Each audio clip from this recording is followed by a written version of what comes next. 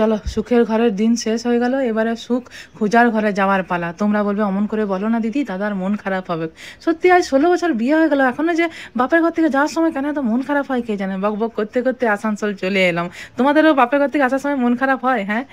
আর দেখো মা কত চাঁদা বেঁধে পাঠিয়েছে, একবার দেখো তালপিঠা করে পাঠিয়েছে জামাইয়ের জন্য। জামাই তালপিঠা, তালের জিনিস খেতে বিরাট ভালোবাসে। লাও সবাই মিলে আমরা ভাগাভাগি করে খাই।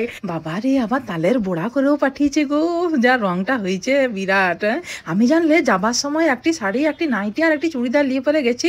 আর আমার ছেলেদের ছোট হয়ে যাওয়া অনেক জামা কাপড় নিয়ে পরে গেছিলাম। বলি যেসব মানুষদের এই জামা কাপড়গুলো দরকার মা তাদেরকে গিয়ে পরে দিয়ে দিবে। আসার সময় চাঁদাটা একবার দেখো, নাতিদের জন্য লাড়ু দিয়েছে, তারপরে আবার বিটির জন্য ভাজা মিষ্টি আর রসগোল্লা। দেখো তোমরা যদি আমাকে নিমন্ত্রণ কখনো করো, তোমাদের ঘর গেলে আমাকে রসগোল্লা আর ভাজা মিষ্টি খাওয়াবে, আমার বিরাট ভালো লাগে। আর আমি মাকে বলেছিলাম মা কতগুলো গাছের চারা দিবে। এটা কোন ফুলের গাছ বটে একটু কমেন্ট করে জানাবে তো। আর ফুলের নামটা আবার ভুলে গেছি, একবার লিখেছিলে তোমরা, তাও আবার ভুলে গেছি। বলি হালকা ব্যাগ নিয়ে পরে বাপের ঘর গেলাম, আর 15 কেজি ভারী ব্যাগটা নিয়ে পরে এলাম গো।